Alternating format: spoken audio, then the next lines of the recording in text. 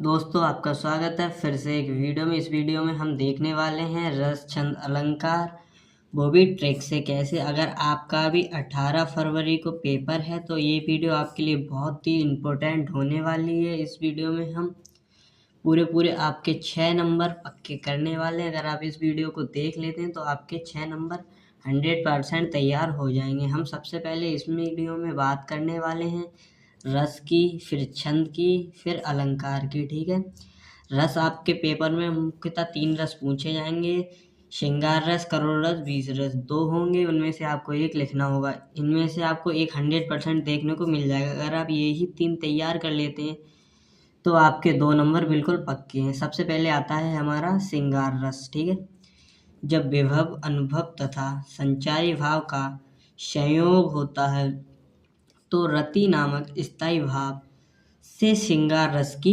उत्पत्ति होती है। ये आपको ऐसे डेफिनेशन डाल देनी। डेफिनेशन डालने के बाद आपको एक उदाहरण दे देना है। ठीक है, उदाहरण है जैसे एक हमने दिया है, ये रेशमी जुल्फें, ये शरबती आँखें, इन्हें देखकर जी रहे हैं सभी। ठीक है, ये हो गया उदाहरण। उदाहरण के बाद देना आपको एक स्थायी भाव डाल देना है। स्थायी भाव क्या होता है इसका? रति स्थायी भाव होता है। श्रृंगार रस का क्या होता है? रति। जब आप इसकी परिभाषा लिखेंगे तो आपको लिखना है, जब विभव, अनुभव तथा संचारी भाव का सहयोग होता है तो रति नामक स्थायी भाव से श्रृंगार रस की उत्पत्ति होती है। ठीक है, इसका स्थायी भाव क्या हो गया? रति। ठीक है, फिर अगला आ जाता है हमारा करुण रस। ठीक है, जब विभव, अनुभव तथा संचारी भाव का संयोग होता है तो शोक नामक स्थायी भाव से करुण रस की उत्पत्ति होती है। कौन से? शोक नामक स्थायी भाव क्या होगा? शोक। देखते हैं, उदाहरण देखते हैं। चिट्ठी न कोई संदेश, जाने वो कौन सा देश, जहाँ तुम चले गए। ठीक है, ये इसका उदाहरण हो जाता है। फिर आपको डालना है स्थायी भाव। आप स्थायी भाव डाल देंगे, फिर आपको पूरे 2 नंबर मिल जाएंगे। ठीक है, फिर अगला आ जाता है हमारा वीर रस। ठीक है, वीर रस देखना है आपको।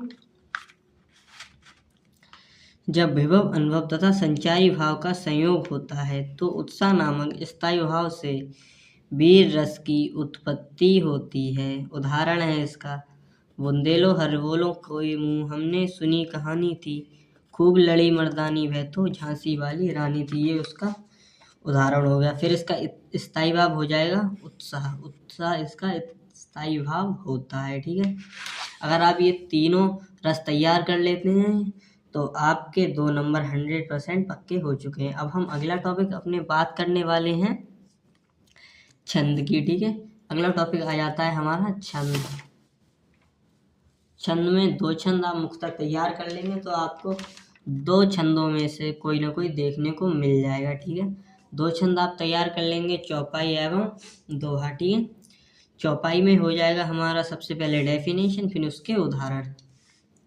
डेफिनेशन में है चौपाई। सबसे पहले चौपाई। चौपाई है, यह एक सममात्रिक छंद है। इसमें 4 चरण होते हैं। प्रत्येक चरण में 16 मात्राएं होती हैं। 4 चरण होते हैं, प्रत्येक चरण में 16 मात्राएं होती हैं। इनके अंतिम 2 वर्ण गुरु एवं लघु होते हैं। ये आपको लिखना ही लिखना है। ठीक है, गुरु एवं लघु नहीं हो। ठीक है, उदाहरण आ जाएगा इसका, जय हनुमान ज्ञान गुण सागर, जय कपीशित हूँ लोग उजागर, रामदूत अतुलित बल धामा, अंजन पुत्र पवन सुत नामा। अगर आप ये पूरा लिख देते हैं तो आपका जो उदाहरण है वो 100% सही होगा। आपको 2 नंबर पूरे मिलेंगे। अगला टॉपिक है हमारा दोहा। ठीक है, दोहा यह एक अर्धसम्मात्रिक छंद है। इसमें 4 चरण होते हैं। इसके पहले व तीसरे चरण में 13 मात्राएं होती हैं एवं 2 व 4 चरण में 11 मात्राएं होती हैं। ठीक है, इसका उदाहरण हो जाएगा, ऐसी वाणी बोलिए मन का आपा खोए, औरन को शीतल करे आपहु शीतल होए। अगर आप ये दोनों चौपाई और दोहा अगर आप तैयार कर लेते हैं तो आप 100% आपके इसमें भी आपके 2 नंबर पक्के होने वाले हैं। ठीक है, अभी तक हमने 4 नंबर हैं, अब वो अपने पक्के कर लिए हैं। ठीक है, अगला टॉपिक आ जाता है हमारा अलंकार। ठीक है, अगला टॉपिक आ जाता है हमारा अलंकार। अलंकार आपको मुख्यतः 3 पढ़ने हैं, 3 में से कोई ना कोई आपको देखने को मिल जाएगा। अनुप्रास एवं उपमा में से एक ना एक आपको देखने को मिल जाएगा, ठीक है।